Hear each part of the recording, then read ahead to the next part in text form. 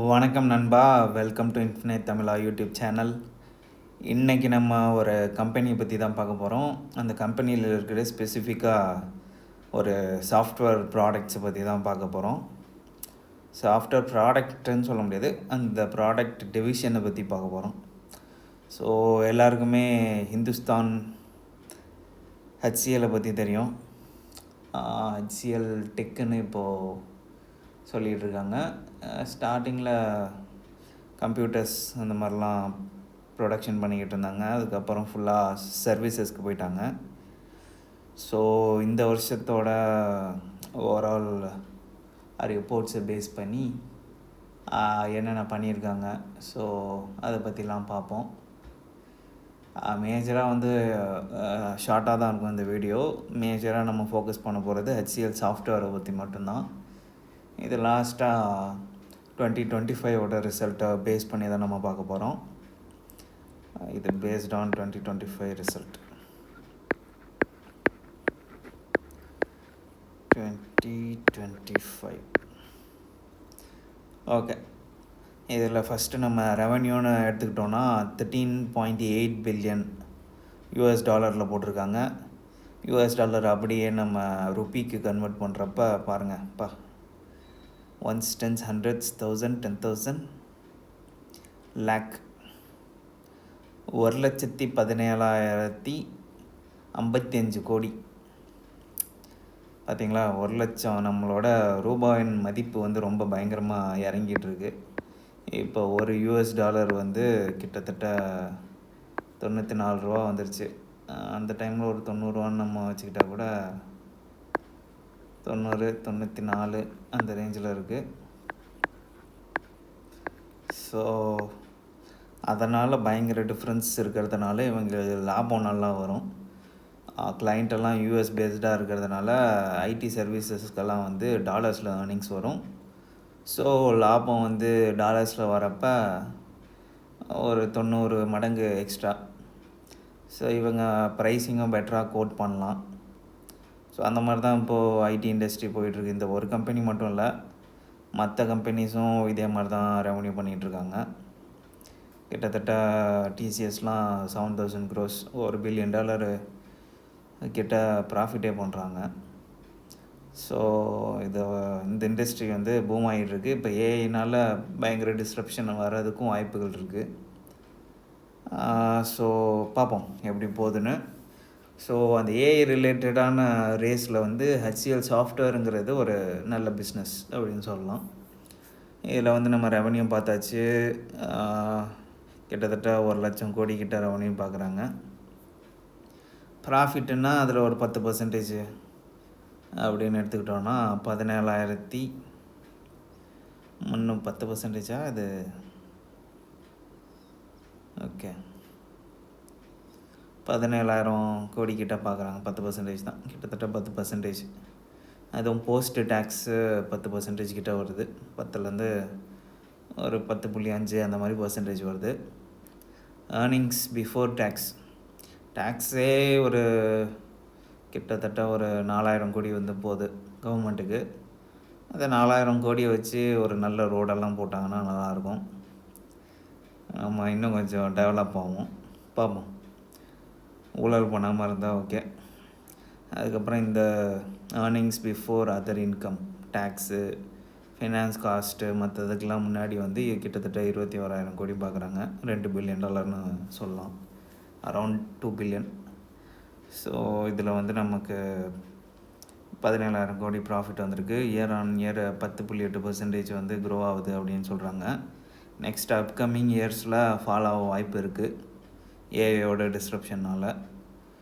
So free cash ஃப்ளோங்கிறது அவங்க ப்ராஃபிட்டை தான் சொல்கிறாங்க, ப்ராஃபிட் பிஃபோர் டேக்ஸு. அதுக்கப்புறம் total increase in 100 million + clients over 5. Okay, 5 financial year check பண்ணுறப்ப 100 மில்லியனுக்கும் அதிகமான கஸ்டமர்ஸை வந்து கொண்டு வந்திருக்காங்க அப்படிங்கிறாங்க.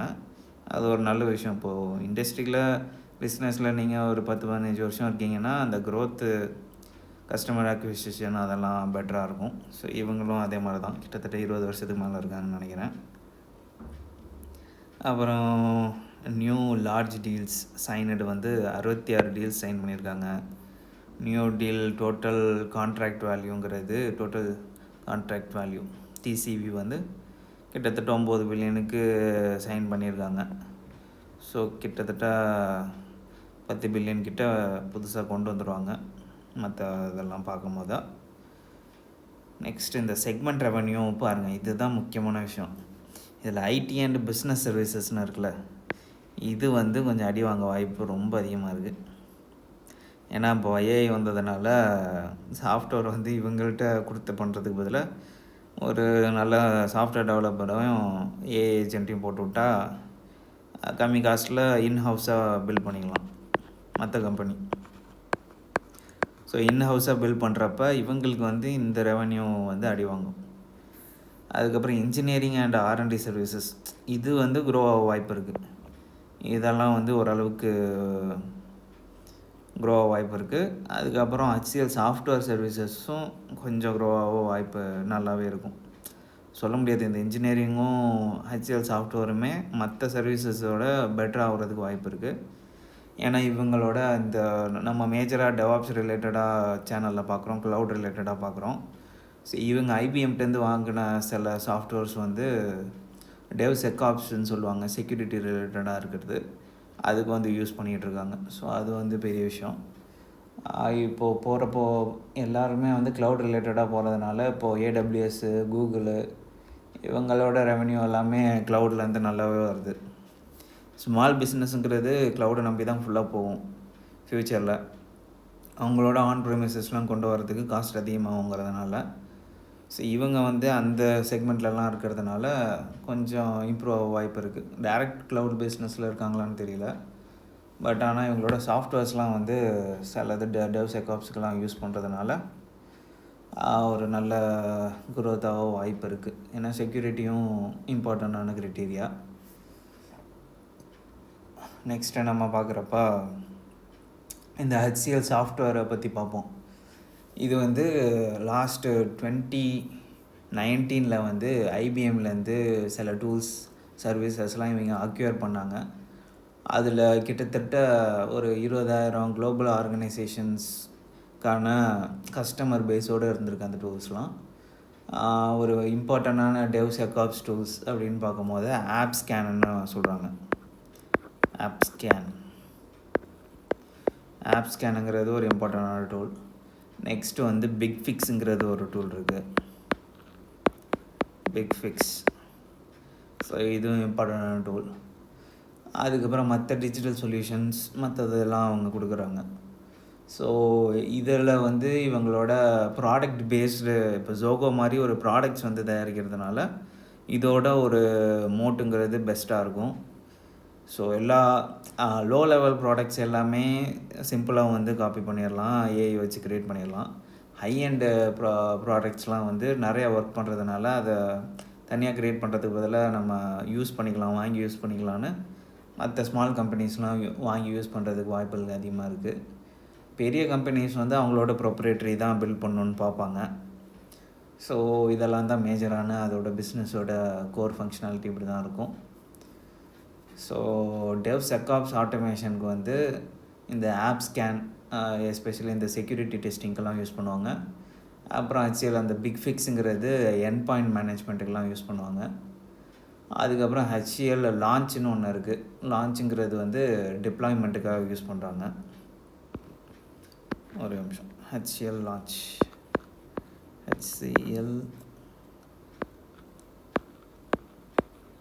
லான்ச்சுன்னு சொல்கிறாங்க. இது வந்து டிப்ளாய்மெண்ட்டுக்காக யூஸ் பண்ணுறாங்க. அதுக்கப்புறம் மற்ற டேட்டா அனலைட்டிக்ஸு அந்த சாஃப்ட்வேர்லாம் அவங்க யூஸ் பண்ணிக்கிட்டு இருக்காங்க. இதை வந்து ஓவரால் டேட்டா பேஸ் அனலைட்டிக்ஸு அப்புறம் அதோட இன்டெக்ரேஷனுக்கெலாம் யூஸ் பண்ணிகிட்ருக்காங்க. அதுக்கப்புறம் இந்த இகாமர்ஸ் அண்ட் மார்க்கெட்டிங்க்கு வந்து ஹெச்சிஎல்லோட இகாமர்ஸ் வந்து யூஸ் பண்ணிகிட்ருக்காங்க. அதுக்கப்புறம் யுனிகா அப்படிங்கிறது மார்க்கெட்டிங் ஆட்டோமேஷனுக்காக யூஸ் பண்ணுறாங்க. ஸோ இதில் பேஸ் பண்ணி நம்ம இகாமர்ஸ்க்கு வந்து ஹெச்சிஎல் இகாமர்ஸ்னு இருக்குது. ஹெச்சிஎல் காமர்ஸ் இ-காமர்ஸ்க்காக. அதுக்கப்புறம் மார்க்கெட்டிங்க்கு வந்து யுனிகா. இது வந்து யுனிகா இந்த மார்க்கெட்டிங் ஆட்டோமேஷனுக்காக யூஸ் பண்ணுறாங்க.